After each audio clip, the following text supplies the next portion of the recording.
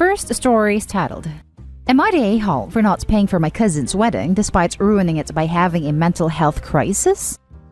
My favorite cousin was supposed to get married last year, but postponed to this year with only close family and friends invited, a total of 30 people. I was excited to go, as I live alone and my parents died when I was in college, so I try to make family a priority when I can. At the wedding, my aunts kept picking at me for being single, as family does when you get to your mid-20s with no partner, and something in my brain apparently broke. I don't fully understand what happened, but I started crying, just inconsolable weeping. I remember slumping to the ground crying, but after that, it's like my brain just shut off. I don't remember saying anything, but according to my relatives in the hospital, I kept rocking and crying. The next thing I remember, I was in the hospital feeling very calm. They kept me overnight, but released me saying it was just a panic attack. My cousin's wedding did not go well because of, well, that happening. In a wedding with 30 people, one person having a not minor mental health crisis is very hard to cover up or hide, and it derailed the events. She and her new husband are now raging that I ruined their wedding, and now owe them the cost of the wedding. I said no. I didn't intentionally ruin their wedding. I had a terrifying mental health incident that I am seeking care for. I've never had anything like that happen before. I get nervous sometimes, but it's never been like that. I don't even like crying in front of people. I am trying to seek therapy, but the closest appointment I can get is 6 months from now. Also, I don't have the money to pay for an entire wedding. Yes, I have savings, but I have to save that for the possibility of something happening in my own life because I'm the only person I really have. Obviously, the breakdown that happened at her wedding was over-emotional way of putting it. But the truth is that I am unlikely to ever find someone. I'm 25 years old. I have to take time to get my mental health in check. And even if I was 100% fine, there's no way for me to meet anyone now anyway. I only have myself. Everyone in my family has partners and a family. I'm completely alone. I mean, I even had to Uber home from the hospital because I don't even have parents anymore as they passed 3 years ago, and you don't get closer to your cousins by going crazy around them. They're now threatening me with being cut out of the family. I told them they were only proving my point, and have put everyone on mute since. Am I the a-hole? Now for the top comments. Everyone sucks here. You don't owe them the cost of the wedding. That's ridiculous. If a guest had a heart attack at the wedding, I doubt they would ask them for money. Your complete breakdown did ruin their day though. Edited to add, if you didn't want your mental health remarked on, then the post should have read, Am I the a-hole for not paying for my cousin's wedding when I had a medical emergency during the event? However, friends and family lose their sympathy quickly when an ill person, or addict, will not get help. The way you described the wedding event suggests that you need professional help with this ASAP. Already needed it prior to this, really. You say you are trying to seek therapy, but there are many therapy options even in COVID, and your family may be reaching their breaking point supporting you. Leave them aside for the moment and focus on getting yourself the help you need. Yes, I agree with this. OP, you say nothing like this has happened before, but it sounds like you had mental health problems before that perhaps you weren't taking care of. You're catastrophizing even in the post. There's no way for me to meet anyone now anyway. This is just ridiculous. You're 25. You don't live on Mars. You have access to the internet and presumably a job. Get the help you need. Okay, I'm going with a very gentle, everyone sucks here. Your aunts suck for picking on you for being single. At 25, you are not an old crone. You absolutely have time to find someone. Not that there's an age limit on love. My great-grandpa got remarried at 86. Also, it's rude as hell to make fun of people for their relationship status at any age. Your cousin sucks for expecting you to reimburse the whole wedding. That is ridiculous. Everyone that isn't you sucks for not removing you from the situation. You should have been escorted from the room to get some space and allow the rest of the guests, and the bride and the groom, to continue enjoying themselves. You suck for two things. Your attitude and love. Seriously, at 25, you're not destined to always be alone. Get a grip. And for not leaving the space when you started crying. I have had many panic attacks, and I've been able to leave the space before breaking down. Obviously, everyone's mental health is different, but once it was clear you were getting very upset, you should have excused yourself. Again, this is a gentle, everyone sucks here, because panic attacks can catch you off guard, especially if this was your first. Not the a-hole for not paying, not the a-hole for an unavoidable crisis. But your whining about being single makes me think you aren't actually being apologetic to them and are taking a woe me attitude. You did ruin their wedding, and your breakdown is what everyone is going to remember about it. The least you could do is not make the aftermath about you too. Now for the next story. Am I the a-hole for calling my mom a terrible parent and temporarily running away after learning she listens to my therapy sessions? A little bit of context. I, 17 male, just started therapy because I was feeling incredibly overwhelmed and I relapsed into some bad habits. My mother, 48 female, is quite the traditional woman, and it took a lot of convincing because she thinks therapy is for crazy people. Anyways, I have been talking to my therapist for about a month now, and it's really helped me open up about a certain thing I wasn't comfortable with, like my dad's alcohol addiction, etc. My mom and dad are separated. So one day, I mentioned that my mom can be a little too much, and she forces me so much I cry myself into sleep for weeks because she keeps criticizing me. After I came home from that, my mother was looking a little angry, and I asked her what happened. She started screeching that I was an ungrateful brat, and that if I have a problem with her, I should say it to her face.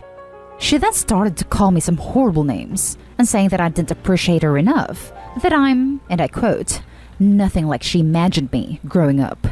That was the last straw. I just got angry and told her she was a terrible mom and packed my bags to crash at a friend's house not far away. By the way, my friend is okay with it. She knows sometimes my household isn't safe and she's very welcoming. So, I actually have been thinking, and I think I might be a little bit of an a-hole here, because I do feel ungrateful, and I do think that she might have been a little right. After all, she escaped from my abusive dad, and I feel like I might overreacted by leaving her for now, but this is eating me alive. Edit. I don't know how she heard what I said at the therapy session, but knowing her and my past experiences, it is very likely she snooped around on purpose. Not an a-hole at all. Therapy is private time to talk about what hurts your mental health. It was way out of line for her to listen, and even more so to lash out at you for it. Do you know how she listened in? Not an a-hole. Please inform your therapist of what happened. Not an a-hole. Your mother was absolutely wrong from start to finish here. 1. Criticizing you to the point that you cry yourself to sleep. 2. Spying on your therapy sessions. Not sure how this happened, but it is a horrifying invasion of privacy. 3. Blowing up at you for your feelings. You are entitled to your feelings and to express them, even if someone wishes you felt differently. 4. Insulting you and telling you that you're nothing like she imagined. That is wildly unacceptable, arguably abusive behavior. This behavior sounds like that of someone who is emotionally abusive. You mentioned that your father was also, but that doesn't rule out her being mistreating to you. You, in contrast, have been great. You did all the right things, from talking to your therapist to leaving the house when the mistreatment escalated. Your mother is supposed to care for and protect you, that instead, she's hurting you.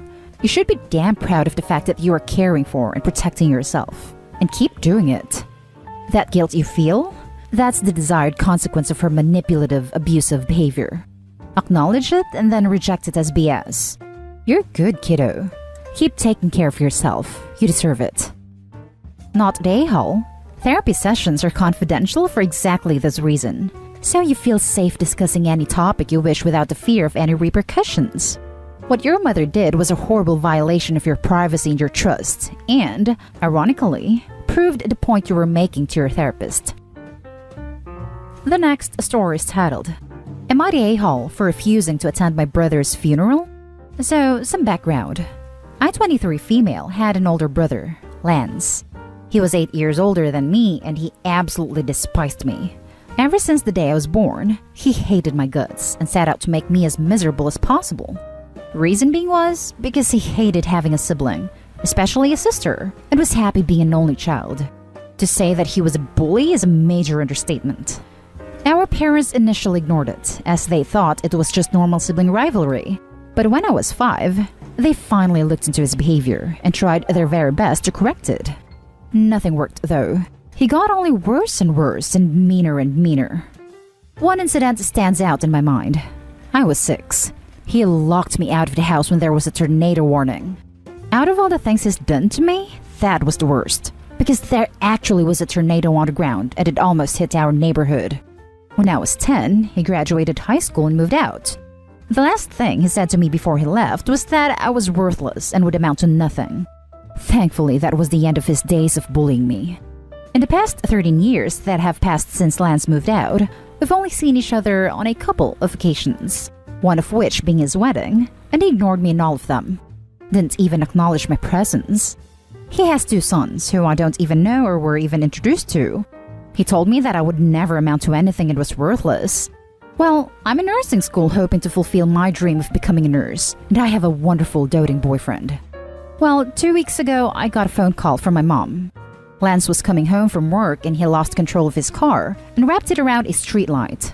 By the time the ambulance got there, he was already gone. I only felt heartbroken for my parents because you should never have to bury your child, but I felt nothing towards him.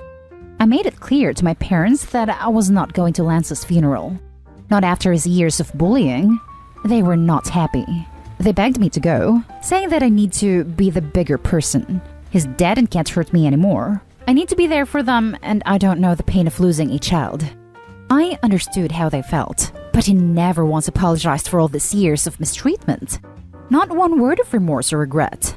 They tried insisting that he was a changed person, but I stood my ground and did not go. My abuser did not deserve my grief or my presence. If he had apologized, then I might have attended, but it didn't. My parents were absolutely furious that I did show up, and announced that they will never speak to me again, and they haven't since. My boyfriend stands by my decision, but I've been getting nothing but backlash from other family members saying I should have just swallowed my pride and went to Lance's funeral. So am I the a-hole? Now for the top comments. Not the a-hole. He is gone now. You never owed him anything. Not attending his funeral has changed your relationship with your parents. He was their son, but he wasn't your brother, and I hope that someday they can understand why you chose not to attend.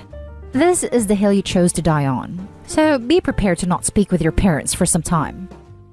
A dead a-hole is still an a-hole, not an a-hole. Not an a-hole. It was nearly no a-holes here, but your parents choosing to lose both children over this tipped the scale. Funerals are for the living. Your parents needing your support there isn't a surprise. They are grieving in a way that isn't comprehensible to those who have never experienced such a loss.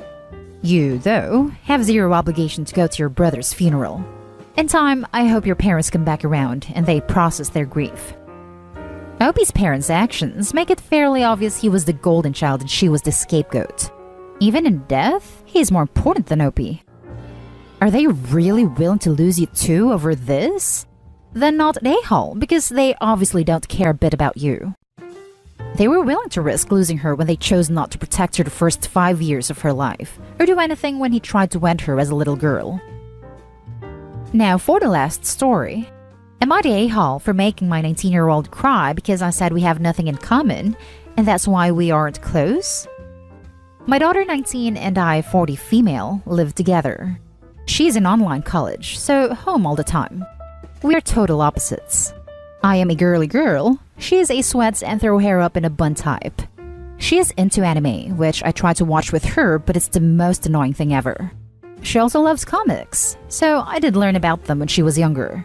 Basics like Supergirl and Superman are cousins, etc. So we sort of talk about that, but it's hard because she knows so much and I don't. I used to do a mother-daughter book club with her, but she kinda didn't want to do that when she was in high school. So the other day, she said she wanted to talk. She said she was upset that we didn't have a mother-daughter bond. I told her I love her very much, and I'm sorry she feels like that.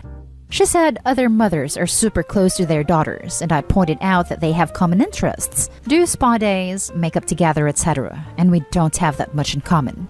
She started crying and won't talk to me. My ex called and yelled at me, saying I'm a horrible person, takes her to fix furnaces and stuff, and suggested I do stuff like that, and I told him I barely know what a furnace looks like and can barely use a hammer, so it's a bit hard to bond over home improvement. My cousin also called and yelled at me.